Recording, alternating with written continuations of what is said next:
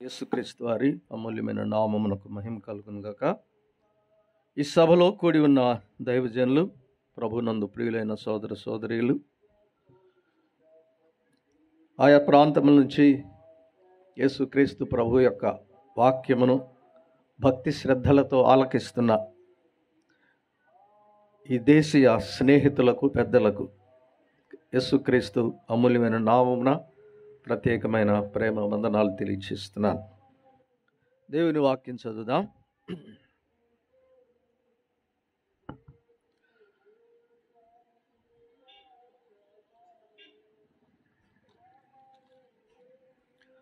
ప్రకటన గ్రంథం 9వ అధ్యాయం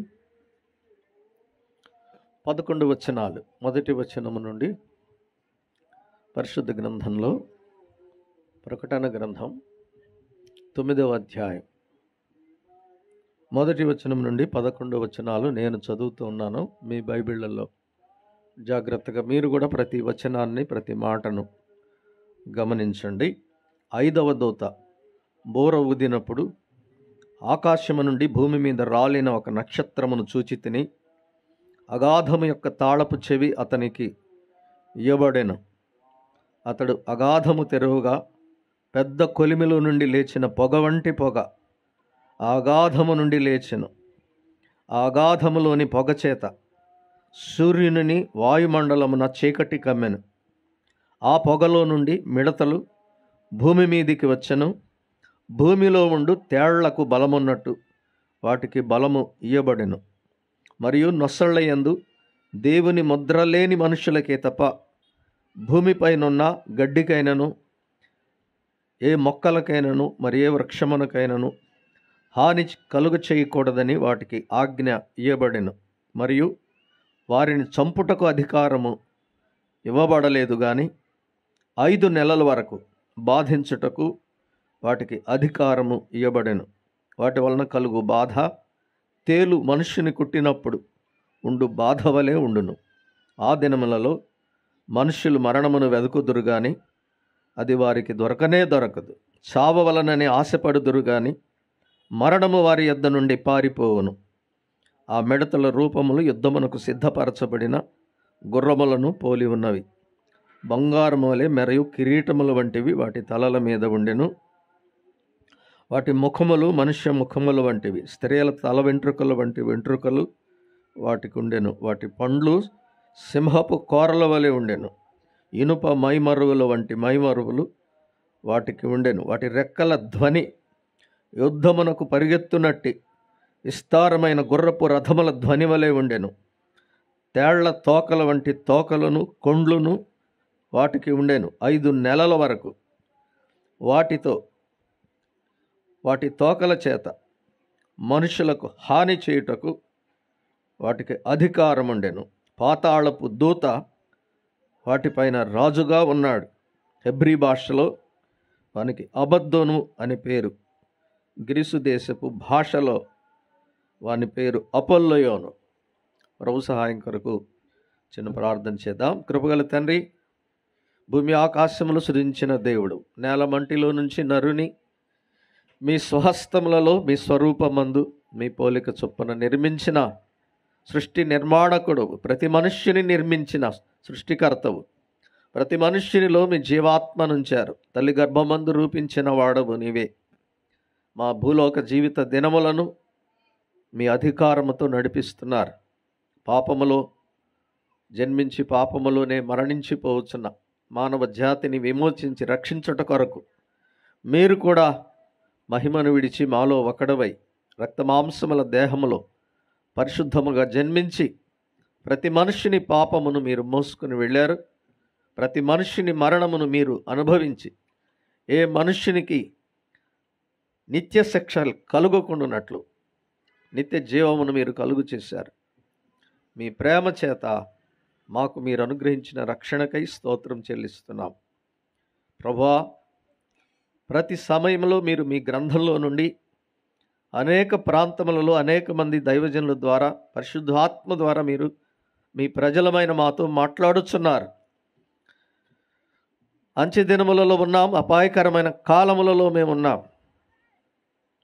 ప్రభువా, మీరు రానయ్యున్నారని మీ లేఖనములు మాకు రూఢిపరుస్తుండగా మీ ప్రత్యక్షతలో మేము ధైర్యముగా సంతోషముగా మిమ్మల్ని కలుసుకొనుటకు మీ మహిమలో ప్రవేశించుటకు మమ్మలను సిద్ధపరచండి. ఇంకనూ సువార్తకు లోబడిన వారిని మీ కల్వరి ప్రేమ చేత ఆకర్షించుమని క్రీస్తు అమూల్యమైన నామమున స్తోత్రం చెల్లించి ప్రార్థన చేస్తున్నాము తండ్రి.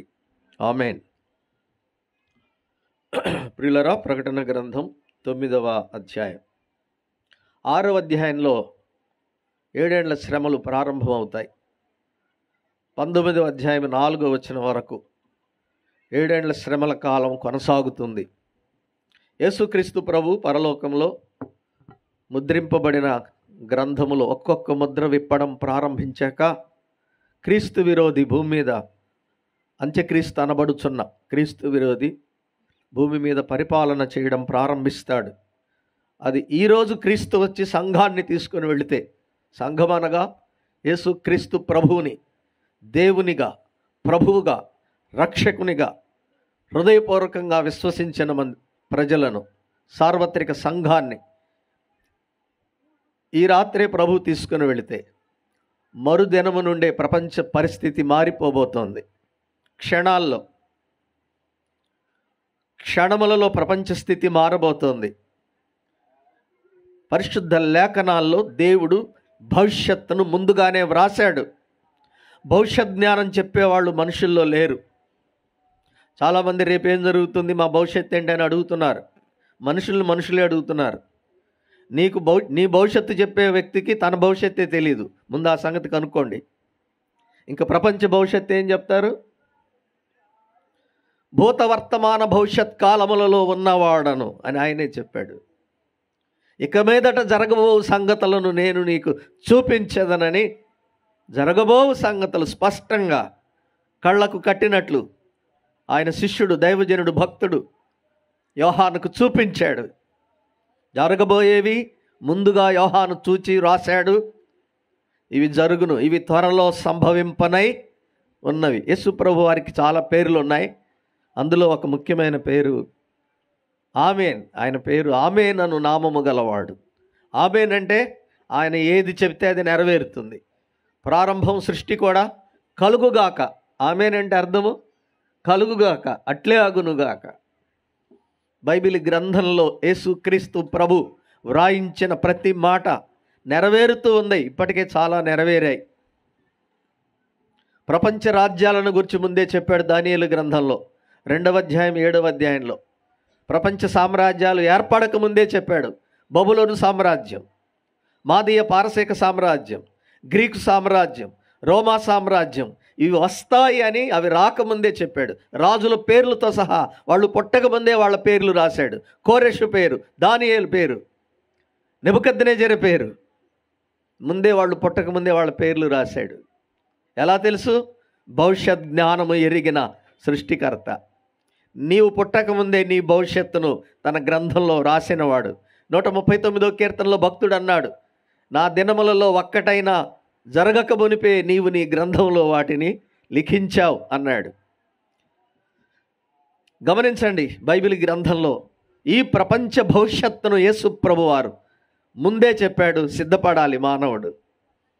ఆయన పుడతానని ముందే వ్రాయించాడు. పుట్టాడు. పుట్టిన తర్వాత రాయలేదు యేసు ప్రభు పుట్టాడని. పుడతాడు కన్య గర్భమున బెత్లెహేములో. సరిగ్గా ఆయన రాసినట్లే కన్య గర్భంలో జన్మించాడు, బెత్లెహేములో జన్మించాడు. మరణిస్తానని ముందు చెప్పాడు, చెప్పినట్టే మరణించాడు. 3వ దినమున తిరిగి లేస్తాను, మరణము జయించి తిరిగి లేస్తానన్నాడు. ఆయన చెప్పిన మాట ప్రకారం తిరిగి లేచాడు. అందరూ చూస్తుండగా ఎక్కడి నుంచి వచ్చాడో ఆ పరలోకానికి ఆయన ఎక్కి వెళ్ళాడు. మరల వస్తా అని చెప్పి వెళ్ళాడు.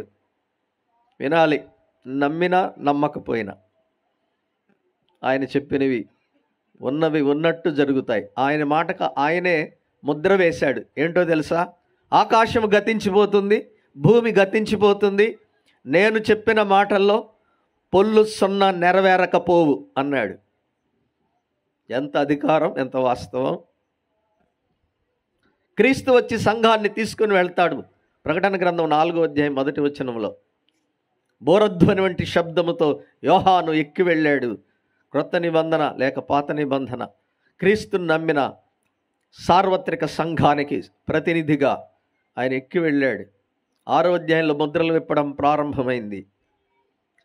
వరుసగా తీర్పులు క్రొమ్మరించబడుతూ ఉండగా 7 ముద్రలు విప్పినప్పుడు 7 రకాల తెగుళ్ళు భూమి మీదకి వచ్చాయి. భూమి యొక్క జనాభాలో 3వ వంతు నాశనం అయిపోతారు.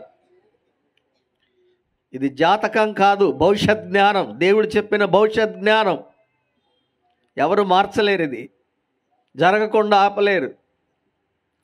మనం చదివిన 9వ అధ్యాయంలో 7 దూతలు 7 బోరలు ఊదడం ద్వారా భూమి మీద తీర్పులు జరుగుతాయి 8వ అధ్యాయంలో. 9వ అధ్యాయానికి వచ్చేసరికి 5వ దూత 5వ బోర ఊదాడు. ఏం జరిగిందో చూడండి. 5వ దూత బోర ఊదినప్పుడు ఆకాశము నుండి భూమి మీద రాలిన ఒక నక్షత్రమును చూచితిని. ఆకాశ నక్షత్రాలు రాలే సందర్భం ఉంది, కానీ ఇక్కడ ఒక్క నక్షత్రం రాలింది. ఏమిటి నక్షత్రం? రాలిపోయిన నక్షత్రం. యెషయా గ్రంథం 14వ అధ్యాయంలో తేజో నక్షత్రం అని ఒకటికి పేరుంది. క్రైస్తవులకు, బైబిల్ చదివే వాళ్ళకి తెలిసే ఉంది ఈ విషయం కదా. తేజో నక్షత్రమా వేకువ చుక్క, నీవెట్లు ఆకాశము నుండి పడితివి. ఆకాశము నుండి రాలిపడిన నక్షత్రం ఎవడో కాదు, లూసిఫరే. దేవుని మీద తిరుగుబాటు చేశాడు. అతనితో పాటు దేవదూతలు పడద్రోయబడ్డారు. అతడు ఇప్పుడు శత్రువుగా, దేవునికి శత్రువుగా మారాడు. దేవుడు తన స్వరూపములో తన పోలికలో సృష్టించుకున్న మానవులకు కూడా వాడు శత్రువు అయ్యాడు. అందుకే ఆదాము అవ్వలను మోసం చేశాడు. మీరు నా మాట మీరితే మీకు మరణం వస్తుందని దేవుడు చెప్పాడు. అతను వచ్చి ఏం చెప్పాడు? మీరు చావనే చావరు అన్నాడు. దేవుడు నిశ్చయముగా చనిపోతావంటే అపవాది, దేవునికి మానవులకు శత్రువైన అపవాది మీరు చావనే చావరు అన్నారు. చూసారు అంత వ్యతిరేకమో? ఇవాళ మనుషులు నమ్మేది అపవాది బోధలు, మాటలే. అందుకని దేవుడు పడద్రోశాడు. ఎందుకని? యెహోవా సింహాసనం మీదకి నేను ఎక్కుదును అన్నాడు.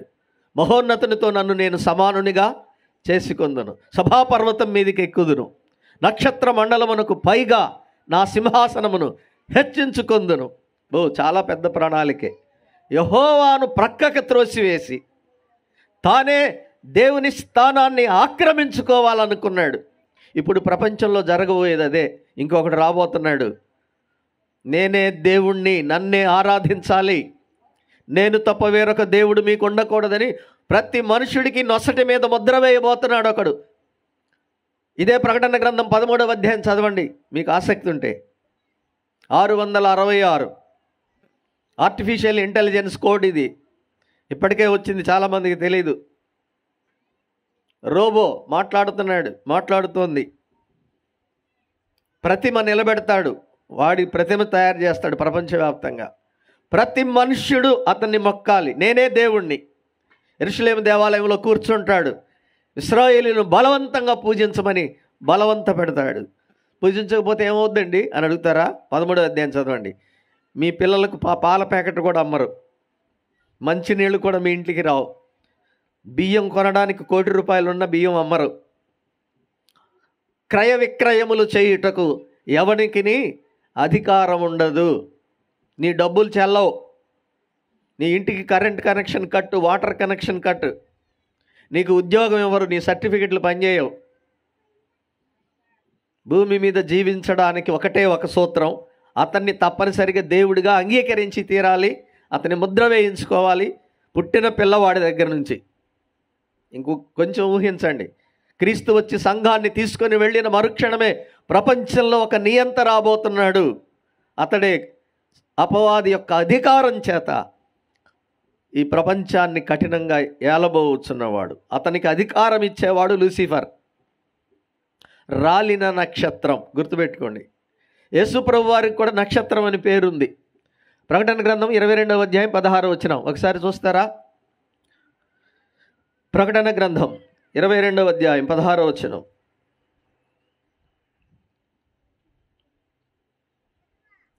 సంఘముల కోసరము ఈ సంగతులను గూర్చి మీకు సాక్ష్యమిచ్చుటకు యేసు అను నేను నా దూతను పంపియున్నాను. నేను దావీదు వేరు చిగురును, సంతానమును, ప్రకాశమానమైన వేకువ చుక్కనై ఉన్నాను. ఇది యేసుప్రభు వారు నేరుగా చెప్పిన మాట. ప్రకటన గ్రంథం ముగింపులో, నేను వేకువ చుక్కగా వస్తాను, నా యందు విశ్వాసం ఉంచిన వారికి వేకువ జామున వస్తాను. అంటే చీకటిలో ఉన్న ప్రపంచానికి సంఘము కోసం వేకువ చుక్కగా వస్తాడు. ఇశ్రాయేలులకు నీతి సూర్యుడిగా వస్తాడు మలాకి గ్రంథం 4వ అధ్యాయం ప్రకారం. కానీ లూసిఫర్ కూడా నక్షత్రం అనే పేరుంది, తేజో నక్షత్రం. కానీ వీడు రాలిపోయిన నక్షత్రం, పడద్రోయబడిన నక్షత్రం. అందుకని అన్నాడు, ఆకాశము నుండి భూమి మీదికి రాలిన ఒక నక్షత్రము చూచి తిని అగాధము యొక్క తాళపు చెవి అతనికి ఇవ్వబడెను. అగాధము, జాగ్రత్త వినండి. ఎప్పుడన్నా విన్నారా అగాధం అనే మాట? యేసుప్రభు వారే చెప్పాడు ధనవంతుడు లాజరు విషయంలో. ధనవంతుడు అగ్నిమయమైన స్థలములో ఉన్నాడు, దానిని పాతాళము అని తెలుగు తర్జుమాలో ఉంది. అబ్రహాము రొమ్ము అని ఒక ప్రాంతానికి పేరు పెట్టాడు, అక్కడ అబ్రహాము భక్తులు ఉన్నారు. లాజరు అక్కడికే వెళ్ళాడు. వీరికి వారికి మధ్యలో ఏమున్నదని చెప్పాడు? మహాగాధము. ప్రకటన గ్రంథం 9వ అధ్యాయంలో ఈ అగాధము యేసు ప్రభు చూపించాడు లూకాసు వార్త 16వ అధ్యాయంలో. మీరు అడగొచ్చు, అగాధం ఎందుకండి, ఏం అవసరం? అగాధంతో పనే ఉంది. ఎన్ని లోకాలు ఉన్నాయి? లోకాలు ఎన్ని ఉన్నాయి? మేధావులను అడిగితే ముల్లోకాలు అంటారు. ముల్లోకాలు, పరలోకము, భూలోకము, పాతాళ లోకము. ఉందా? ఉన్నాయా ఇన్ని లోకాలు? ఫిలిప్పీ పత్రిక 2వ అధ్యాయం ఒక వచనం చదవాలి. బైబిల్ వినటం కాదు, దేవుడు చేసిన సృష్టిలో ఎన్ని భాగాలు ఉన్నాయి, మనం రేపు ఎక్కడ ఉండబోతున్నాం. ఫిలిప్పీ పత్రిక 2వ అధ్యాయం 9వ వచనం. అందుచేత పరలోకమందున్న వారిలో కానీ, భూమి మీద ఉన్న వారిలో కానీ, భూమి క్రింద ఉన్న వారిలో కానీ ప్రతివాని మోకాలు యేసు నామమున వంగునట్లును, ప్రతివాని నాలుక తండ్రి అయిన దేవుని మహిమార్థమై యేసు క్రీస్తు ప్రభువు అని ఒప్పుకొనున్నట్లు దేవుడు ఆయనను అధికముగా హెచ్చించి ప్రతి నామమునకు పైనామమును ఆయనకు అనుగ్రహించెను. ఇక్కడ 3 లోకాల ప్రస్తావన చెప్పాడు. చెప్పండి. పరలోకమందున్న వారిలో కానీ, భూమి మీద ఉన్న వారిలో కానీ, భూమి క్రింద. ఈ మాట అర్థం చేసుకోండి. మనకు 2 గుర్తుంటాయి, పరలోకం, భూలోకం. పరలోకం అంటే రోజు దేవుడు పరలోకం అందున్న మా తండ్రి, క్రైస్తవుల ప్రార్థనలో కనబడేదండి. పరలోకం ఉంది, పరలోకంలో తండ్రి ఉన్నాడు, వాస్తవమే. భూలోకం ఉంది, ఉందా? భూలోకం ఎక్కడుంది? మనం ఉంది ఆ లోకంలోనే కదా. భూలోకము యెహోవా సన్నిధిని చెడిపోయినందువల్లనే జలప్రళయం వచ్చింది, అవునా? ఇప్పుడు కనిపించని లోకము, భూమి క్రింద లోకం. చదివారా? ఇందులో భాగాలున్నాయి. ఎఫెసీ పత్రిక 4వ అధ్యాయం 8-9 వచనాలు మళ్ళీ మళ్ళీ చదవాలి. ఈ లేఖనాలు ఒక్కసారి వింటే మర్చిపోతారు. అందుచేత ఆయన ఆరోహణమైనప్పుడు చెరను చెరగా పట్టుకొని పోయి మనుష్యులకు ఈవులను అనుగ్రహించెను అని చెప్పబడి ఉన్నది. ఆరోహణము ఆయను అనగా ఆయన భూమి యొక్క క్రింది భాగములకు దిగెను అని అర్థమిచ్చుచున్నది. ఇప్పుడు అర్థమైందా మీకు? భూమి క్రింద ఉన్న వారిలోనూ ప్రతి మోకాలు వంగాలి, ప్రతి నాలుక ఒప్పుకోవాలి. అలాంటి వాళ్ళలో ఒక్కడిని చూపించాడు. ధనవంతుడు ఏం చేస్తున్నాడు చెప్పండి? తండ్రివైన అబ్రహామా అంటున్నాడు. మరి అక్కడ మోకాళ్ళు ఉంచాడేమో. నాలుక అగ్నితో నాలుక చల్లారడానికి ఆ నాలుకతో ఒప్పుకుంటున్నాడు. అంటే పాతాళానికి వెళ్ళిన తర్వాత కూడా అప్పుడైనా తప్పనిసరిగా నీవు క్రీస్తుని ప్రభువా అనాలి. ఇప్పుడు ఒప్పుకోని వ్యక్తి, భూమి మీద ఒప్పుకోని వ్యక్తి, దేవుడు నీకు ఇచ్చిన ఒక సుదీర్ఘమైన జీవితంలో నిన్ను నీ తల్లి గర్భమందు నిర్మించిన నీ దేవుడైన ప్రభువైన క్రీస్తుని నీవు అంగీకరించకపోయిన యెడల మరొక లోకంలోకి వెళ్ళబోతున్నామని ప్రభు చెప్పాడు. భూమి క్రింది భాగము. పాతాళ లోకము, అది అగాధము. చదివాం కదా, ఏముంది పాతాళంలో? అగ్ని. అక్కడికి వెళ్ళిన వాడి చేత చెప్పించాడు. అబ్రహామున్న చోట అగ్ని లేదు, మధ్యలో అగాధము. ఇప్పుడు వినాలి, ఈ అగాధము భూమి యొక్క క్రింది భాగములలో అగాధం ఉంది. ఎందుకు ఈ అగాధం ఉంది? ఇప్పుడు మనమే చదివాం. సంఘము వెళ్ళిపోయిన తర్వాత, యేసుక్రీస్తు వచ్చి ఆయనను నమ్మిన భక్తులను తీసుకువెళ్ళిన తర్వాత, ఈ ప్రపంచానికి ప్రభువు పంపించే తెగుళ్లలో ఒక తీవ్రమైన తెగులు రాబోతుంది. ఈ మాటలు విని నెమ్మదిగా ధైర్యంగా ఇంటికి వెళ్ళండి. ఈరోజు ఈ మాటలు విని ధైర్యంగా వెళ్ళండి. ఒక నక్షత్రము భూమి మీద రాలెను, అతనికి అగాధము యొక్క తాళపు చెవి ఇవ్వబడింది అన్నాడు. అగాధానికి తలుపు ఉంది, తాళం ఉంది. చాలాసార్లు ఇవన్నీ తెలియదు మనకి. పరలోకానికి తలుపు ఉంది, తాళం ఉంది. పాతాళమునకు తలుపు ఉంది, తాళం ఉంది. ఏమండి, ఇవన్నీ ఎవరు నిర్మించారు? ఈ తాళాలు ఎవరి దగ్గర ఉన్నాయి? ప్రకటన గ్రంథం 1వ అధ్యాయం 18వ వచనం 19వ వచనం చూడాలి త్వరగా. ప్రకటన గ్రంథం 1వ అధ్యాయం 18. నేను మొదటి వాడను, కడపటి వాడను, జీవించువాడను, మృతుడనైతిని, కానీ ఇదిగో యుగ యుగములకు సజీవుడనై ఉన్నాను. మరియు మరణము యొక్కయు పాతాళ లోకము యొక్కయు తాళపు చెవులు నా స్వాధీనములో ఉన్నాయి. మీకు అర్థమైంది? ఇప్పుడు సమస్త లోకములను సృజించిన వాడు ప్రభు అయిన యేసుక్రీస్తు. కాబట్టి పరలోకపు తాళపు చెవి, పాతాళ లోకపు తాళపు చెవి ఆయన యొద్దనే ఉన్నవి. కానీ వింటారు ఒక మాట, పరలోకపు తాళపు చెవులు దేవుని సంఘానికి ఇచ్చాడు, దేవుని సేవకులకు ఇచ్చాడు. ఎప్పుడైనా విన్నారా మీరు? మత్తయి సువార్త 16వ అధ్యాయం 18వ వచనం రాసుకోవాలి, గుర్తుపెట్టుకోవాలి. ఇది దేవుని నిర్ణయం, దేవుని యొక్క ప్రణాళిక. మత్తయి 16:18. మరియు నీవు పేతురువి, ఈ బండ అంటే క్రీస్తే, ఈ బండ మీద నా సంఘమును కట్టుదును. ఈ మాట వినండి, పాతాళ లోక ద్వారములు సంఘము ఎదుట నిలవనేరవు. బాగా అర్థం చేసుకోండి. సంఘం అనగా యేసుక్రీస్తు రక్తము చేత విమోచింపబడిన ప్రజలు, యేసుక్రీస్తు ప్రభువుని రక్షకునిగా ప్రభువుగా హృదయములో స్వీకరించిన ప్రజలందరూ కూడి ఆరాధించే సమాజమే సంఘం. సంఘము ఎదుట పాతాళలోక ద్వారములు నిలవనేరవు. ఇప్పుడు సంఘానికి ఎక్కువ బలం ఉందా, పాతాళానికి ఎక్కువ బలం ఉందా? మాట్లాడండి. ఇప్పుడు మరి సంఘంలో ఉండాలా, పాతాళంలో ఉండాలా? యేసుప్రభు ఎంత చక్కని సంగతులు చెప్పాడండి. పాతాళలోక ద్వారములు సంఘము ఎదుట నిలువనేరవు. చదవండి. నీతో చెప్పుచున్నాను, ఈ మాట వినాలి, పరలోక రాజ్యము యొక్క తాళపు చెవులు నీకిచ్చెదను. నీవు భూలోకమందు దేన్ని బంధించుదువో అది పరలోకమందు బంధింపబడును, భూలోకమందు దేని విప్పుదువో అది పరమందు విప్పబడునని పేతుడితో చెప్పాను. మీకు అర్థమైందా? ఇప్పుడు యేసుక్రీస్తు ప్రభువు దగ్గర ఉన్న పరలోకపు తాళపు చెవులు ఎవరికిచ్చాడు? అపోస్తలుడైన పేతురుకిచ్చాడు. ఇప్పుడు మీకు ఇంకో మాట అడగాలి. పరలోకపు తాళపు చెవులు పేతురుకిచ్చి పాతాళపు తాళపు చెవులు యేసుప్రభు దగ్గర పెట్టుకున్నాడు. చదివారా? ప్రకటన గ్రంథం 1:19 పరలోకము యొక్కయు పాతాళ లోకము యొక్కయు తాళపు చెవులు నా యొద్ద ఉన్నవి. సంఘానికి అధికారం ఇచ్చాడు. పరలోకపు తలుపు తెరవచ్చు ఎవరైనా, కానీ పాతాళపు తలుపు తెరవడానికి ఎవరికి అధికారం? పరలోకపు తాళపు చెవి అంటే సువార్త. యేసుక్రీస్తు సువార్తే. యేసుక్రీస్తు సిలువను గూర్చిన సువార్త ద్వారానే పరలోకపు తలుపు తెరవబడుతుంది. ఎవరు క్రీస్తుని రక్షకునిగా అంగీకరిస్తారో వారికి పరలోకపు తలుపు తెరవబడుతుంది. చూడండి, ప్రకటన గ్రంథం 4వ అధ్యాయం 1వ వచనం. ప్రకటన గ్రంథం 4వ అధ్యాయం 1వ వచనం. ఈ సంగతులు జరిగిన తరువాత నేను చూడగా, అదుగో పరలోకమందు ఒక తలుపు తెరవబడింది. సంఘం ఎత్తబడినప్పుడు, రక్షింపబడిన వాళ్ళం వెళ్ళిపోతుంటాం, అప్పుడు క్రీస్తు ప్రభువే పరలోకపు తలుపు తెరుస్తాడు. ఇప్పుడు వినండి, పరలోకానికి ప్రవేశించడానికి ద్వారం తెరిచే ఉంచాడు, ఇంకా మూసివేయలేదు. ఎవరైనా రావచ్చు.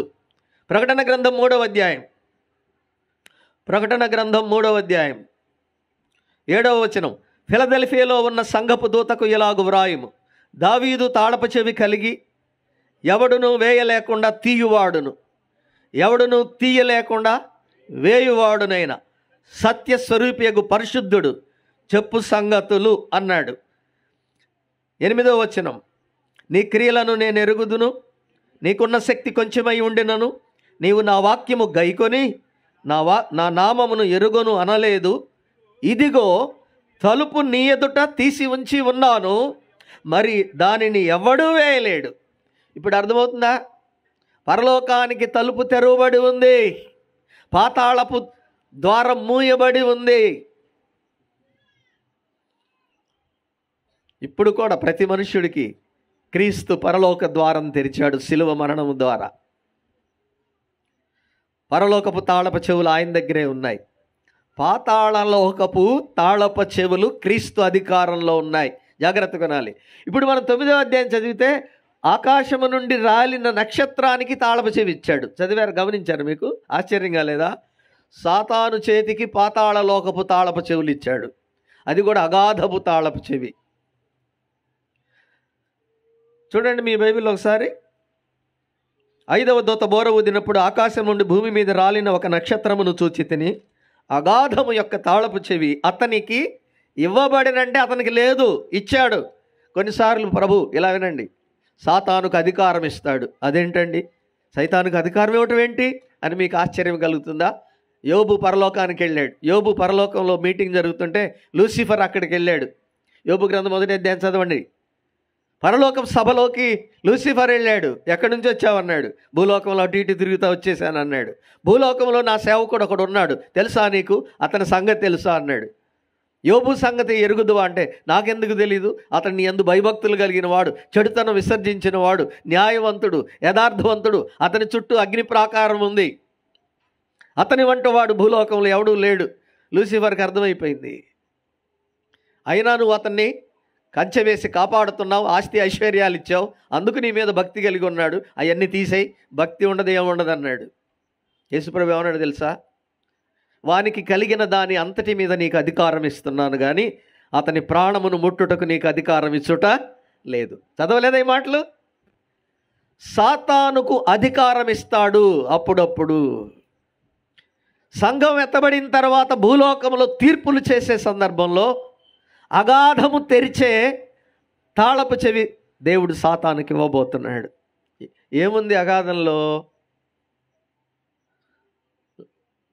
అబ్రహాం ఏం చెప్పాడు?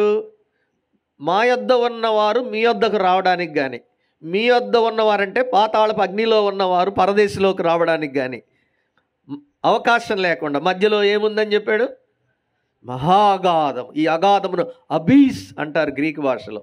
అబ్బీస్ అంటే అడుగులేని గొయ్యి. నువ్వు ఎంత లోతుకి వెళ్తున్నా ఇంకా లోతుగానే ఉంటుంది అది. బాటమ్లెస్ పిట్ అంటారు ఇంగ్లీష్లో. ఒక బావిలోకి లోతుగా వెళ్తే ఎక్కడో చోట అంచు తగులుతుంది. అగాధమునకు అంచు లేదు. లోతైన కటిక చీకటి బిలము. పేతురు రాసిన 2వ పత్రిక 2వ అధ్యాయం చూడాలి. నేను చెప్పే వచనాలు మీరు. అదృశ్య లోకం ఇది. ఒకరోజు నువ్వు ఈ లోకంలో, ఈ 3 లోకాల్లో ఏదో ఒక లోకంలోకి నువ్వు వెళ్ళేది ఖాయమే. ఈ భూలోకంలో ఉండగా సృష్టికర్త అయిన రక్షకుడైన క్రీస్తును అంగీకరించకపోతే అగాధ పాతాళ లోకములోనికి నీవు పారద్రోలబడేది ఖాయమని ముందుగా రాశాడు. చూడండి ఇక్కడ పేతురు రాసిన 2వ పత్రిక 3వ అధ్యాయం 4వ వచనం. దేవదూతలు పాపము చేసినప్పుడు దేవుడు వారిని విడిచిపెట్టక పాతాళ లోకమందలి కటిక చీకటి బిలములోకి త్రోసి తీర్పుకు కావలిలో ఉంచబడుటకు వారిని అప్పగించెను. ఇలా నా వైపు చూడండి. లూసిఫర్ దేవుని మీద తిరుగుబాటు చేశాడు కదా. లూసిఫర్ ఒక్కడే కాదు, కొంతమంది దేవదూతలను కూడా జడగొట్టాడు. ఆ బృందములో ప్రధాన పాత్ర వహించారు కొంతమంది. విప్లవం రేపారు. తిరుగుబాటు చేసిన వాళ్ళల్లో ప్రధాన పాత్ర వహించిన వాళ్ళని కటిక చీకటి బిలము. ఎవరికైనా ఆసక్తి ఉంటే రాసుకోండి. హెబ్రీ భాషలో దీన్ని టార్టరస్ అంటారు. టార్టరస్. అంతా పాతాళమే, కానీ మనం అనుకున్నట్టు పాతాళం ఒకటి కాదు, చాలా భాగాలు ఉన్నాయి. భూమి యొక్క క్రింది భాగములు ఎంత బాగుంది బైబిల్లో వివరణ. అదృశ్య లోకములు, ప్రపంచములు నిర్మించాడు. మనకు తెలుస్తుంది ఈ భూలోకమే. కొంతమంది అనుకుంటున్నారు భూలోకమే స్వర్గం అనుకుంటున్నారు. నువ్వు ఇక్కడికి రాకముందు నువ్వు లేవు. ఇక్కడి నుంచి వెళ్ళాక ఇంకొక లోకం ఉంది.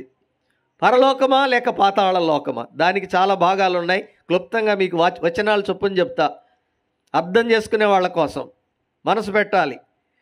పేతురు రాసిన 2వ పత్రిక 2వ అధ్యాయం 4వ వచనంలో చెప్పబడిన పాతాళ లోకములో ఇంకా కటిక చీకటి బిలం, ఇది వేరే ప్రాంతం. ఇందులో ఎవరున్నారంటే పడద్రోయబడిన దేవదూతల్లో కొంతమంది ఉన్నారు. ఎప్పటిదాకా? ధవళ సింహాసనపు తీర్పు దగ్గర కూడా లూసిఫర్కు అతనితో దేవుని మీద తిరుగుబాటు చేసి పడద్రోయబడిన దేవదూతలకు తీర్పు జరుగుతుందే, తీర్పు వరకు కావలిలో పెట్టాడు వాళ్ళని. కటిక చీకటి బిలము, గుర్తుపెట్టుకోండి. పాతాళం పాతాళం పాతాళం అంటే ఒక ధనవంతుడే గుర్తొస్తున్నాడు మీకు. ధనవంతుడి కంటే ముందే దేవదూతలను బంధించిన స్థలం ఉంది. దీన్ని టార్టరస్ అంటారు. కటిక చీకటి, కన్ను పొడుచుకున్న కానరాని చీకటి, అడుగు తెలియని గొయ్యి, మన తెలుగు భాషలో చెప్పాలంటే బాటమ్లెస్ పిట్, అబ్బీస్ వేరే ప్రాంతం ఉంది. ఇది దేవదూతలు బంధించబడిన స్థలం. కొంతమంది ఉన్నారు, ఇంకా కొంతమంది ఆకాశంలో ఉన్నారు. ఎఫెసీ పత్రిక 6వ అధ్యాయం చదువుకోండి.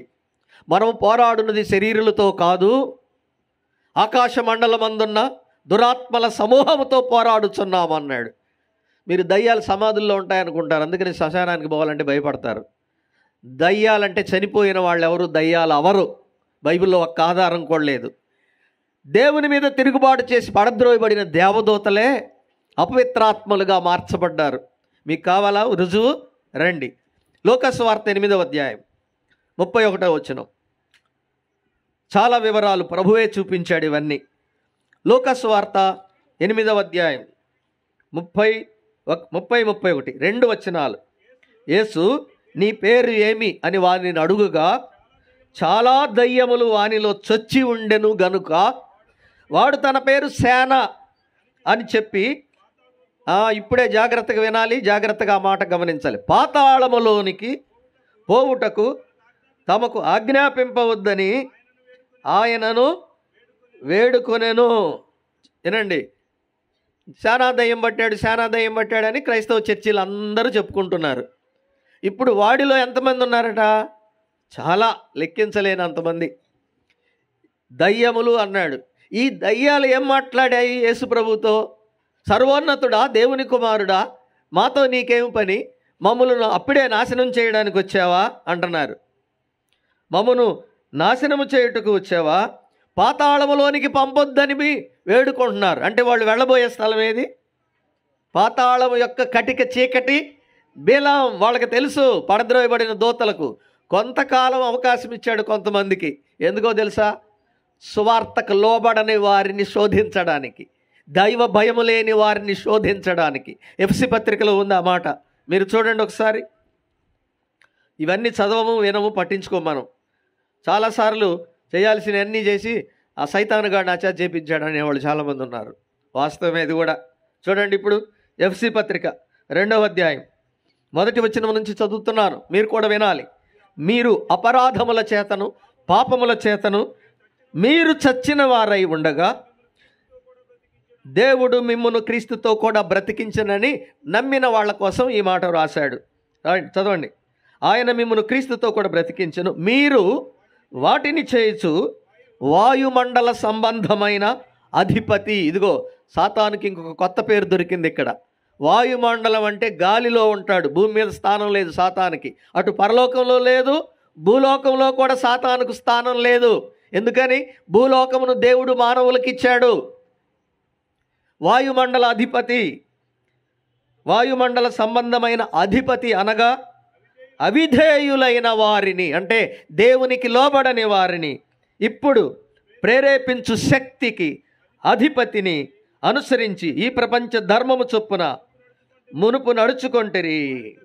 వారితో కలిసి మనమందరము శరీరము యొక్కయు మనసు యొక్కయు కోరికలు నెరవేర్చుకొనుచు మన దురాశల శరీరాశలను అనుసరించి మునుపు ప్రవర్తించి కడమవారి వలె స్వభావ సిద్ధముగా దైవోగ్రతకు పాత్రులమై ఉంటివి. ఇక్కడ ఒక మాట మీకోసం చదువుతున్నాను.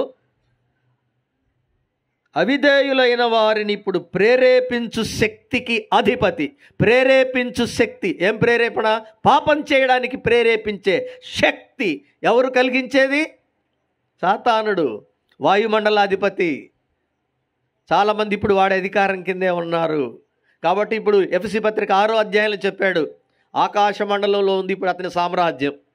క్రీస్తు భూలోకానికి వచ్చేటప్పుడు 7 ఏళ్ల శ్రమల కాలంలో 3.5 సంవత్సరాల కాలంలో అక్కడి నుంచి పడద్రోస్తాడు. 12వ అధ్యాయం చదువుకోండి ప్రకటన గ్రంథంలో. ఆ పరలోకమందు యుద్ధము జరిగెను. ఘట సర్పము తన తోకతో నక్షత్రములను పడవేశాడు. మిఖాయేలు దూతకు లూసిఫర్కు యుద్ధం జరుగుతుంది. అప్పుడు ఇంకా పరలోకంలో అడుగుపెట్టే అవకాశం లేదు. యోబు కాలం నుండి ఉంది అవకాశం. అప్పుడప్పుడు భూమి మీద పడద్రోయబడతాడు. జాగ్రత్తగా వింటున్నారా? లూసిఫర్, వాడి దూతలలో కొంతమంది కటికి చీకటి బిలములో ఉన్నారు, కొంతమంది అగాధములో ఉన్నారు, కొంతమంది వాయుమండలములో ఉన్నారు. ఇవన్నీ ఎలా తెలుస్తాయి? బైబిల్ చదివితే తెలుస్తాయి. మళ్ళీ చెప్తున్నా, అబ్రహాము ఉన్న పరదేశికి, ధనవంతుడు ఉన్న పాతాళానికి మధ్యలో అగాధము. ప్రకటన గ్రంథం 20వ అధ్యాయం 1వ వచనం రాసుకోవాలి, గుర్తుపెట్టుకోవాలి. మరియు పెద్ద సంకెళ్లను చేత పట్టుకొని అగాధపు తాళపు చెవి కలిగి ఉన్న ఒక దూత పరలోకము నుండి దిగి వచ్చుట చూచి తిని. ఇక్కడ చూడండి, పెద్ద సంకెళ్ళు ఒక చేతిలో పట్టుకొని ఒక దూత వస్తున్నాడు. అతని యొద్ద అగాధము యొక్క తాళపు చెవి కూడా ఉంది. అతడు పరలోకము నుండి దిగి వచ్చాడు. ఎవరైనా ఒక దూతకు ప్రభువు ఈ అగాధపు తాళపు చెవి ఇచ్చాడు. ఎవరిని బంధించడానికి? మీరు అక్కడే చూడండి. అతడు ఆది సర్పమును, అనగా అపవాదియు సాతాను అను ఆ ఘట సర్పమును పట్టుకొని 1000 సంవత్సరములు వానిని బంధించి అగాధములో పడవేసి ఆ 1000 సంవత్సరములు గడుచు వరకు ఇక జనములను మోసపరచకుండునట్లు అగాధమును మూసి దానికి ముద్ర వేసెను. అటుపిమ్మట వాడు కొంచెము కాలము విడిచిపెట్టబడవలెను. 1000 సంవత్సరాలు లూసిఫర్ను బంధించే జైలు, చెరసాల ఈ అగాధం. అబ్రహాము రొమ్మునకు ధనవంతుడు వెళ్ళిన పాతాళమునకు మధ్యలో ఉన్న అగాధం ఎందుకుందో మనకు లోకాసు వార్తలో తెలియదు. ఇక్కడ వారు అక్కడికి, అక్కడి వారు ఇక్కడికి దాటి రాకూడని అగాధం ఉంది. ఈ అగాధములో దురాత్మలు ఉన్నారు, వాళ్లే మిడతలు. ఇప్పుడు వచ్చిందా? అసలు ఈ అగాధంలో మిడతలు ఉన్నాయి. మిడతలు అంటే మనం చేతిలో చూసే మిడతలు కాదు. చదివాంగా, మళ్ళీ చదువుకోండి, కొంచెం నింపాదిగా చదువుకోండి. సింహపు కోరల వంటి కోరలు, తేళ్లుకుండే కొండెల వంటి కొండెలు, స్త్రీలకుండే శిరోజాలు, భయంకరమైన రూపాలు, వికృత రూపాలతో కోట్ల కొలది ఈ మిడతల దండు శ్రమల కాలంలో భూలోకంలోకి రాబోతున్నారు. కోటాను కోట్ల మిడతలు. గడ్డి తినే మిడతలు కాదు ఇవి, మనుషులను కుట్టే మిడతలు. మీరు చదివారుగా, తేలుకు ఉండే కొండెలు అలాంటి కొండె ఉన్నాయి. మనుషులను బాధిస్తాయి. తేలు కుట్టిన వాళ్ళకి తెలుస్తుంది, ఎవరన్నా కుట్టుంటే తేలు బాధ. పెద్దోళ్ళు చెప్పేవాళ్ళు, తేలు కుడితే మళ్ళీ రేపు ఈ రోజు దాకా ఉంటుందనేవాళ్ళు. ఇది 5 నెలలు ఉంటాయి. ఇవి దురాత్మలు. క్రీస్తుని ఈరోజు, ఇప్పుడు ఈ కాలంలో యేసుప్రభు వచ్చి సంఘాన్ని తీసుకుని వెళ్ళక ముందు జరుగుతున్న ఈ కృపాకాలంలో సువార్త వింటూ క్రీస్తుని రక్షకునిగా, ప్రభువుగా అంగీకరించని వారి కోసమే అగాధములో ఈ తేళ్ల వంటి దురాత్మలను బంధించి భద్రం చేసి ఉంచాడు. నువ్వు ఈరోజు క్రీస్తుని అంగీకరించకపోతే రేపు మిడతలను చూడవచ్చు. మిడతలను ఊరికే ఎగ్జిబిషన్లో చూసినట్టు చూడడం కాదు, అవే వస్తాయి నీ ఇంటికి. వీధులలో కిటికీలనెక్కి ఇండ్లలో చొరబడి పుట్టిన పసిపిల్లలు మొదలు పండు వృద్ధులు దాకా యవనస్తులను, రాజులను, రాజ్యములను ఏలే రాజులను సైతం అవి కొట్టడం ప్రారంభిస్తాయి. ఒక్కటి కుడితే 5 నెలల బాధ, 100 కుడితే. తేనె తట్టు దగ్గరికి వెళ్ళారు ఎప్పుడన్నా? తేనె తుట్టెని కదిలించిన వాళ్ళకి తెలుసు. ఒక్క తేనె తీగ కుడుతుందా, ఎక్కువ కొడతాయా? వెళ్ళక్కర్లే దాని దగ్గరికి, అందరికీ తెలుసు. తేనె తుట్టెను కదిలిస్తే ఒక తేనెటీగ కుట్టి నేను కుట్టానులే మీరు కుట్టొద్దు వెళ్ళిపోండి అని చెప్పదు. అన్నీ ఏకమై కొడతాయి. ప్రకటన గ్రంథం 9వ అధ్యాయంలో ప్రపంచవ్యాప్తంగా వచ్చే ఎంత తీవ్రమైన అంటే ఇలా చూడండి, ఇవి ఆకాశము నిండా విస్తరిస్తే సూర్యుడి వెలుగు రాదు భూమి మీదకి. మీరు చదివి చూడండి 9వ అధ్యాయం. ఏమనుకుంటున్నారు రాబోయే తీర్పు? 9వ అధ్యాయం 2వ వచనం. అతడు అగాధము తెరగా పెద్ద కొలిమిలో నుండి లేచు పొగ వంటి పొగ అగాధములో నుండి లేచెను. ఆ అగాధములోని పొగ చేత సూర్యుని వాయుమండలము చీకటి కమ్మెను. ఇప్పుడు మీకు కొంచెమైనా అర్థమై ఉండాలి. అప్పుడప్పుడు మనకు దట్టంగా మేఘాలు కమ్మితే పగలు కూడా చీకట్లు కమ్ముతాయి, అది కూడా లైట్గా. కానీ ఈ మిడతలు, అగాధములో నుండి వచ్చే మిడతలు కోట్ల కొలది భూలోకమంతా వ్యాపిస్తాయి. ఒక మనిషిని అనేకము కుట్టినప్పుడు 5 నెలలు బాధ, మందులు పనిచేయవు, డాక్టర్లనే కొడతాయి. ఇంక డాక్టర్కి ఏం మందు లేదు, సైంటిస్టులను కూడా కొడతాయి. దేశాన్ని పరిపాలించే రాజులను కూడా అవి కుట్టబోతున్నాయి. మీకు విచిత్రం చెప్పనా? మీరు చదవండి మీ బైబిల్లో 6వ వచనం. ఆ దినములలో మనుషులు మరణమును వెదకుదురు కానీ అది వారికి దొరకనే దొరకదు. ఇది విచిత్రంగా లేదా? మరణము దొరకని రోజులట.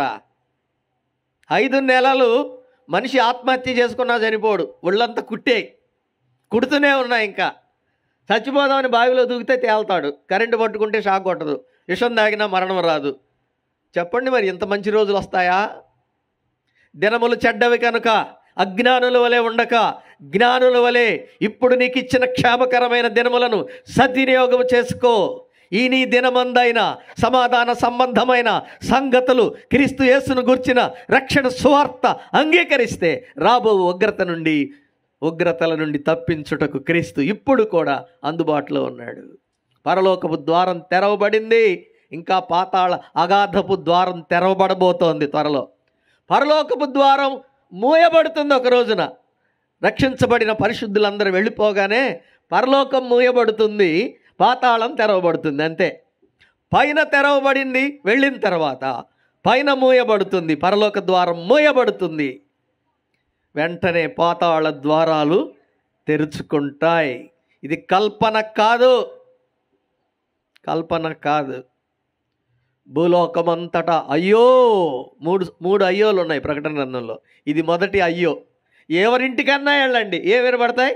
అయ్యో అయ్యో అయ్యో అయ్యో. బైబిల్లోనే ఉన్నాయి. తల్లి ఏడుస్తుంది, పసిపిల్ల ఏడుస్తుంది, పాలు తాగే పిల్ల ఏడుస్తుంది, వృద్ధులు ఏడుస్తున్నారు, పెళ్ళైన కొత్త పెళ్లి కొడుకు పెళ్లి కూతురు ఏడుస్తున్నారు, రాజులు ఏడుస్తున్నారు, వైద్యులు ఏడుస్తున్నారు, ప్రపంచాన్ని పరిపాలిస్తున్న భూరాజులు అయ్యో మరణించాలి, మరణం ఇవ్వండి అని డాక్టర్లను అడిగితే మరణం లేదు. విన్నావా? ఈరోజు మరణం తప్పించుకునే మార్గం సిద్ధం చేశాడు యేసు ప్రభు. ఈ నా మాటలు విన్నవాడు, గైకొన్నవాడు, తండ్రి యందు విశ్వాసం ఉంచినవాడు తీర్పులోకి రాడు. తీర్పు అంటే ఇవే. మరణములో ఉన్నవాడు జీవములోనికి దాటి ఉన్నాడు. మరణము చూడము, అగాధము, పాతాళము, కటికి చీకటి బిలము ఏమైనా ఎక్కినాయా? గుర్తున్నాయా? భూమి క్రింది భాగములు, అదృశ్య లోకములు. నువ్వు అనుకుంటున్నావు భూలోకమే స్వర్గమని. వెర్రివాడ, ఈ రాత్రి నీ ప్రాణములు అడుగుచున్నాను, నీవు సంపాదించుకున్నవి ఎవరి వగును?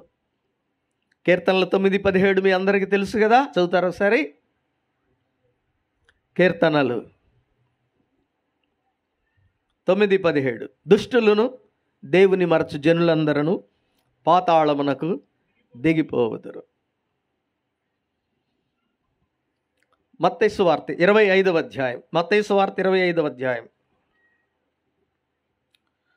41వ వచనం ఒకసారి చూడండి. మత్తయి సువార్త 25వ అధ్యాయం.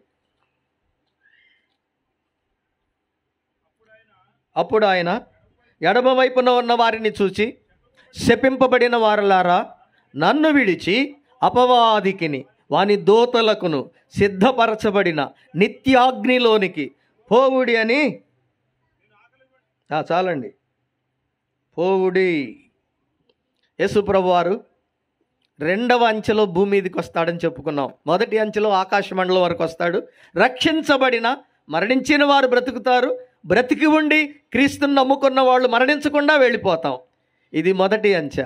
7 సంవత్సరాల శ్రమల కాలం ముగిసిన తర్వాత ఆయన మళ్ళీ ఒలీవల కొండ మీదకి వస్తాడు. ప్రకటన జకర్యా గ్రంథం 14వ అధ్యాయంలో ఉంది ఆ మాట. యెరూషలేముకు ప్రక్కనే ఉంటుంది ఒలీవల కొండ. ఆ కొండ మీద నుంచే వెళ్ళాడు పరలోకం. ఆ కొండ మీదకే వస్తాడు. ఆయన పాదము ఒలీవల కొండ మీద మోపగానే ఒలీవల కొండ రెండుగా చీలిపోద్ది. విశాలమైన లోయ ఏర్పడుతుంది. ఆ లోయలోకి ఆఖరి ప్రపంచ యుద్ధంలో చనిపోగా మిగిలిన ప్రజలందరూ అక్కడ సమావేశమవుతారు. తీర్పు చేస్తాడు అన్ని జనులకి. అయ్యే గొర్రెలు మేకలు. మీరు చాలాసార్లు వినుంటారు, గొర్రెల్లో ఉంటావా మేకల్లో ఉంటావా అని పాస్టర్ గారు అడుగుతుంటాడు. నువ్వు ఏదీ చెప్పకుండా వెళ్ళిపోతావు.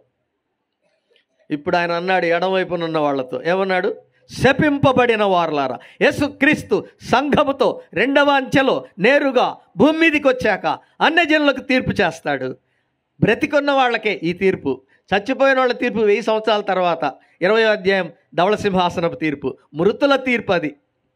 కానీ బ్రతికున్న వాళ్ళకి తీర్పు చేసినప్పుడు సువార్త అంగీకరించిన వాళ్ళని ఏమన్నాడో తెలుసా? శపింపబడిన వారలారా. ఇశ్రాయేలుకి కీడు చేశారు శ్రమల కాలంలో. నేను ఆకలిగా ఉన్నాను, ఆహారం ఇవ్వలేదు, వస్త్రం ఇవ్వలేదు, రోగినై ఉన్నాను, చెరసాల్లో ఉన్నాను, చాలా చెప్పాడు కదా. వీళ్ళే ఇశ్రాయేలులకు శత్రువులు, క్రీస్తు విరోధికి మిత్రులు, క్రీస్తు విరోధి మతాన్ని భుజాన వేసుకున్న వాళ్ళు. శపింపబడిన వారలారా, నన్ను విడిచి, మీరు స్పష్టంగా చదవాలి ఈ వచనం, అపవాదికిని వాని దూతలకును సిద్ధపరచబడిన నిత్యాగ్ని. నేను ప్రశ్న అడుగుతున్నాను అందరినీ, సామాన్యులను మేధావులను. నిత్యాగ్ని ఎవరి కోసం సిద్ధపరచబడిందని ప్రభువు చెప్తున్నాడు? అపవాది, దేవుని మీద తిరుగుబాటు చేసిన లూసిఫర్కు, అతని దూతలకు. పేతురు 2వ పత్రిక 2వ అధ్యాయం 4వ వచనం చదివాం. పాపము చేసిన దేవదూతలను దేవుడు విడిచిపెట్టక పాతాళ లోకమందలి కటిక చీకటి బిలములో తీర్పు వరకు వారిని బంధించి భద్రం చేశాడు. మీకు అర్థమైందా? ఇప్పుడు తీర్పులో బయటకు వస్తారు మళ్ళీ వాళ్ళందరూ. పాతాళములో, అగాధములో నుంచి, కటిక చీకటి బిలములో నుండి వస్తారు. అప్పుడు ప్రభు పంపిస్తున్నాడు. వినాలి ఇప్పుడే. లూసిఫర్ నిత్యాగ్ని. దీని పేరు నిత్యాగ్ని, అంటే యుగయుగములు మండే అగ్ని. ప్రకటన గ్రంథం 21:8 ఉంది. ఒకసారి చదువుతారా? మీ బైబిల్ తెరిచి చూడండి. పిరికివారు, అవిశ్వాసులు, అసహ్యులు, నరహంతకులు, వ్యభిచారులు, మాంత్రికులు, విగ్రహారాధకులు, అబద్ధికులు అందరూ అగ్ని గంధకములతో మండుగొండములో పాలు పొందుదురు. ఇది రెండవ మరణం. ఇది నిత్యాగ్ని. దీనికి హెబ్రీ భాషలో లేక గ్రీకు భాషలో గెహన్నా అంటారు. పాతాళం అంతటిని కలిపి షియోల్ అంటారు. పాతాళములో పాపాత్ములు అంటే ధనవంతుడు ఉండే చోటుని హెడేస్ అంటారు. దేవదూతలను బంధించిన స్థలాన్ని టార్టరస్ అంటారు. లూసిఫర్ని 1000 సంవత్సరాలు బంధిస్తాడు. అబీస్. ఇన్ని భాగాలు ఉన్నాయండి. మరి ఏంటనుకున్నావు? నువ్వు ఎక్కడికి వెళ్తావో తెలుసుకొని వెళ్ళాలి ఇక్కడి నుంచి.